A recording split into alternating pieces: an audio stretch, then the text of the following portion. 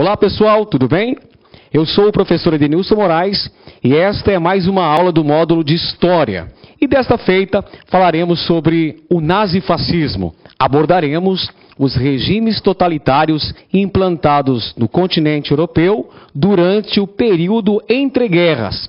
Analisaremos as principais características do fascismo e do nazismo, que são um dos fatores primordiais que irão contribuir para a eclosão da Segunda Guerra Mundial em 1939. Pois bem, senhores, primeiramente precisamos definir o conceito de regimes totalitários. Analisaremos, portanto, os regimes totalitários de extrema-direita. É um tipo de governo característico de alguns países europeus no período entre guerras. O período entre guerras é o período histórico compreendido entre o final da Primeira Guerra Mundial e o início da Segunda Guerra Mundial, ou seja, 1918 e 1939. Durante o chamado período entre guerras, nós temos a implantação de regimes totalitários de extrema-direita. O fascismo italiano, em 1922, com a ascensão de Benito Mussolini ao poder na Itália, e o nazismo, quando em 1933 Adolf Hitler chegou ao poder na Alemanha. Portanto, senhores, a definição de regimes totalitários é um tipo de governo característico de alguns países no período entre guerras, entre 1918 e 1939, quando nós temos o advento do chamado nazifascismo. E onde que nós temos o advento do nazifascismo? Principalmente na Itália, na Alemanha, também na Espanha e em Portugal. Na imagem temos dois importantes líderes do nazifascismo europeu.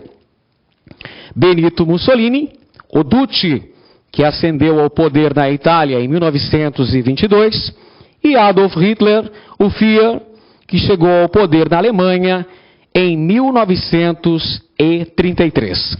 Esses dois importantes líderes europeus irão contribuir para a deflagração da mais importante guerra do século XX, a Segunda Guerra Mundial. Vejamos agora as características básicas do nazifascismo. Temos como características principais do totalitarismo de direita, o chamado nazifascismo, como características primordiais, o nacionalismo extremado, nacionalismo exacerbado, xenófobo. Uma das características básicas dos regimes totalitários europeus, o nazifascismo, é um nacionalismo extremado, nacionalismo exacerbado, que gera um sentimento de xenofobia, ou seja, de aversão, de ódio ao estrangeiro. Esses dois países, Itália e Alemanha, são dois países que cultuam um forte nacionalismo. E durante o contexto do período entre guerras, esse forte nacionalismo vai ser cada vez mais testado, porque os dois países vão enfrentar terríveis crises econômicas e sociais, o que vai proporcionar a ascensão do fascismo italiano e do nazismo alemão. Outra característica básica do totalitarismo é o totalitarismo. Outra característica principal dos regimes totalitários de extrema-direita é o totalitarismo, ou seja, tudo para o Estado, nada contra o Estado, nada fora do Estado. Perceba que o Estado, os interesses do Estado sobrepõem os interesses do indivíduo. O Estado está acima do indivíduo. O indivíduo deve servir ao Estado. Por isso, são chamados de regimes totalitários. São regimes de ditadura. São regimes centralizados, onde não há democracia, onde há censura, onde há perseguição aos opositores ao regime. Tudo para o Estado. nada contra o Estado, nada fora do Estado. Uma outra característica do nazifascismo é o militarismo, ou seja, é um incentivo à produção da indústria bélica, a produção de armamentos, o treinamento militar, a preparação para as conquistas territoriais, a preparação para a guerra. O militarismo é outra característica fundamental dos regimes nazifascistas. Tanto o fascismo italiano quanto o nazismo alemão incentivavam o militarismo. E outra característica é o anticomunismo. São regimes que perseguem as organizações comunistas. Os partidos comunistas, tanto na Itália quanto na Alemanha, serão violentamente perseguidos pelo nazifascismo. O nazifascismo é um regime de extrema-direita, portanto, seus principais inimigos são os comunistas. Vimos, então, algumas das principais características do nazifascismo: o nacionalismo exacerbado, o totalitarismo, o militarismo e o anticomunismo. Além destas, temos como outras importantes características do nazifascismo o antiliberalismo, ou seja, temos uma intervenção do Estado na economia. O Estado controla a economia, é um Estado interventor contra o liberalismo. O unipartidarismo, ou seja, a existência de um único partido, no caso, o partido que dá sustentação ao governo, Partido Fascista na Itália e o Partido Nazista na Alemanha. Ambos os regimes toleram a existência de apenas um partido político. Portanto, são regimes unipartidaristas. O culto ao líder é outra importante característica do nazifascismo. Tanto Benito Mussolini na Itália quanto Adolf Hitler terão suas imagens cultuadas perante os habitantes de seus países. Benito Mussolini vai ser chamado de Duce, que é o líder da Itália, ao passo que Adolf Hitler será chamado de Führer, o grande comandante da Alemanha. É criada até uma saudação especial para Hitler, o famoso Heil Hitler. Outra característica é a propaganda governamental, uma intensa propaganda, a criação de símbolos nacionais para a valorização dos regimes nazifascistas. É criada uma intensa campanha publicitária para divulgar os símbolos nacionais, bem como para criar uma imagem positiva do líder perante os habitantes do seu país. Benito Mussolini, com relação aos italianos, e Adolf Hitler em relação aos alemães. Tanto na Itália quanto na Alemanha, nós temos um culto à personalidade do líder.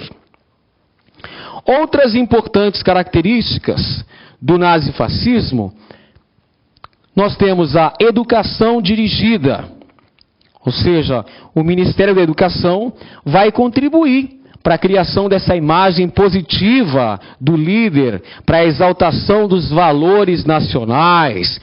Em relação ao fascismo italiano, nós temos o corporativismo. O que vem a ser o corporativismo? O Estado vai assumir a função de juiz. O Estado vai intermediar as relações entre o capital e o trabalho. Tudo isso para evitar a luta de classes. O Estado vai se apresentar, portanto, como um interventor. O Estado vai controlar a luta de classes, vai impedir a luta de classes. O Estado vai intermediar justamente o confronto entre o capital e o trabalho, ou seja, entre patrões e trabalhadores. Essa é uma característica do fascismo italiano. A Carta del Lavoro, promulgada por Benito Mussolini, que eram as leis trabalhistas aprovadas na Itália, apresentavam como forte característica o corporativismo. Em relação ao nazismo alemão, nós temos um profundo racismo, principalmente contra os judeus, bem como demais minorias étnicas na Alemanha. O racismo é uma característica fundamental do nazismo alemão. Os judeus serão perseguidos naquele país e, posteriormente, nos países ocupados pela Alemanha de Hitler, com a construção dos campos de concentração, como veremos na aula sobre a Segunda Guerra Mundial.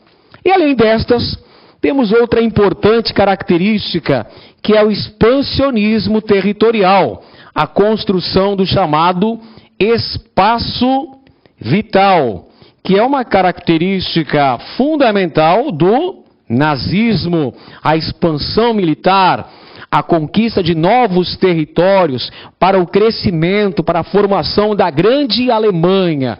O expansionismo territorial é outra característica do nazifascismo, com destaque para o nazismo alemão. Vimos então outras importantes características do nazifascismo.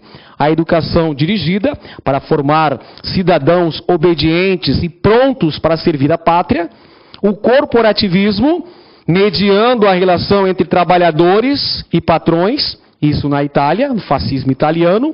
O racismo, a aversão e o ódio às minorias, principalmente judeus, na Alemanha. E o expansionismo territorial, a construção do espaço vital na Alemanha, uma característica do nazismo. Pois bem, senhores, vejamos agora quais são as causas gerais que vão contribuir para o surgimento dos regimes nazifascistas. Em primeiro lugar, é a crise pós-Primeira Guerra Mundial. Vimos na aula anterior sobre a Primeira Guerra que esse violento conflito militar ocorreu majoritariamente no continente europeu e deixou a Europa completamente destruída. A Europa perde o papel de centro principal da economia mundial. Nós temos a emergência dos Estados Unidos como principal potência do mundo capitalista. E alguns países europeus enfrentam terríveis crises. A exemplo da Itália, que está do lado vencedor na Primeira Guerra Mundial, mas que acaba não obtendo as premiações prometidas pelos aliados. A Itália, que até 1915 esteve neutra no conflito, resolveu se aliar à Tríplice Entente. Mobiliza em torno de 1 milhão de soldados, gasta mais ou menos o equivalente a $1 bilhão, mas no final não consegue as recompensas territoriais prometidas pelos aliados. E a Itália vai mergulhar numa profunda crise que gera desemprego, gera fome, gera miséria. E em relação à Alemanha, lembremos-nos que a Alemanha perde a Primeira Guerra Mundial. A Alemanha estava do lado derrotado, formava a Tríplice Aliança, junto com o Império Austro-Húngaro, e a Alemanha vai ser a grande responsabilizada pela Primeira Guerra Mundial. Olá, meus amigos, minhas amigas, e aí, gostou da aula do grande professor Edenilson de Moraes? Quer continuar assistindo essa videoaula? Aliás, você quer fazer o nosso curso aí, nossa isolada do PM de São Paulo 2016-2017? Então vem cá, clica aqui embaixo, né? Você vai conseguir se matricular. Nosso curso aqui, ó. Eu dei muita volta, vou fazer de novo esse pé, tá? Olá, meus amigos, minhas amigas. E aí, gostou da grande aula do professor Edenilson, professor top de linha, não é isso? Cara, você está estudando para a PM de São Paulo, não está?